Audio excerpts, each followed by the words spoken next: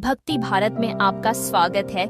अगर आपको वीडियो पसंद आए तो इसे लाइक करें, शेयर करें और ऐसे और भी भक्ति वीडियो देखने के लिए सब्सक्राइब करें। दुर्गा सप्तशती 10वां अध्याय।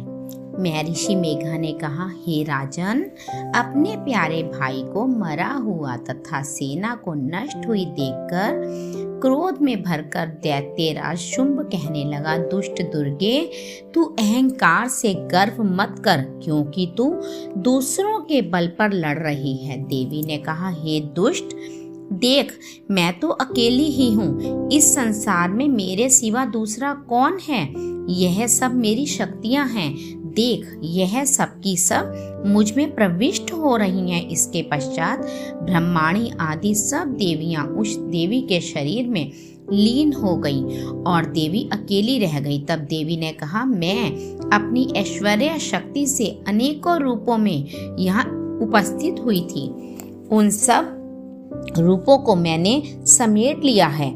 अब अकेली ही यहाँ खड़ी हूँ, तुम भी यहीं ठहरो। महर्षि मेघा ने कहा। तब देवताओं तथा राक्षसों के देखते देखते देवी तथा शुंभ में भयंकर युद्ध होने लगा। अंबिका देवी ने सैकड़ों अस्त्र शस्त्र छोड़े। उधर दैत्यराज ने भी भयंकर अस्त्रों का प्रहार आरंभ कर दिया। देवी के छोड़े हुए सैकड़ों अस्त्रों को दैत्यों ने अपने अस्त्रों द्वारा काट डाला। इसी प्रकार शुंभ ने जो अस्त्र छोड़े उनको देवी ने अपनी भयंकर हुंकार के द्वारा ही काट डाला। दैत्य ने जब सैकड़ों बाण छोड़कर देवी को ढक दिया तो क्रोध में भरकर देवी ने अपने बाणों से उसका धनुष नष्ट कर डाला।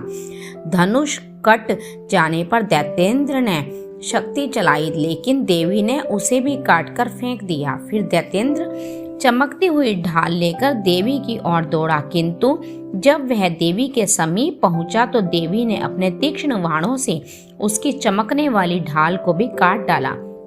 फिर दैत्येंद्र का घोड़ा मर गया, रथ टूट गया, सारथी मारा गया। तब वह भयंकर मुद्गर लेकर देवी पर आक्रमण करने के लिए चला, किंतु देवी ने अपने तीक्ष्ण बाणों से उसके मुद्गर को भी काट दिया।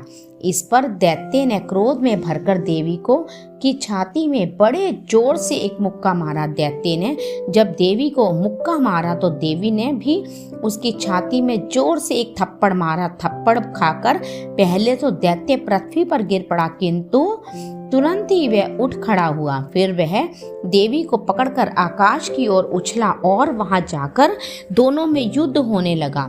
वह युद्ध ऋषियों व देवताओं को आश्चर्य में डालने वाला था। देवी आकाश में दैत्य के साथ बहुत देर तक युद्ध करती रही। फिर देवी ने उसे आकाश में घुमाकर पृथ्वी पर गिरा दिया। दुष्टात्मा दैत्य पुनः उठकर देवी को मारने के लिए दौड़ा।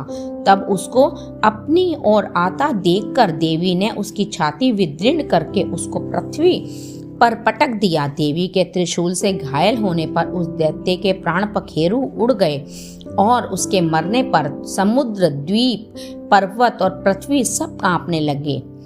तदंतर उस दुष्टात्मा के मरने से संपूर्ण जगत प्रसन्न व स्वस्थ हो गया तथा आकाश निर्मल हो गया। पहले तो उत्पात सूचक मेघ और उल्कापात होते थे, वह सब शांत हो गए। उसके मारे जाने पर नदियां अपने ठीक मार्ग से बहने लगी। संपूर्ण देवताओं का हृदय हर्ष से भर गया और गंधर्वनियां सुंदर गान गाने लगी।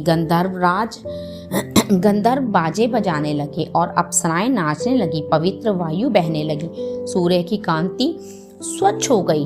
यज्ञशालाओं की बुझी हुई अग्नि अपने आप प्रज्वलित हो उठी और चारों दिशाओं में शांति फैल गई।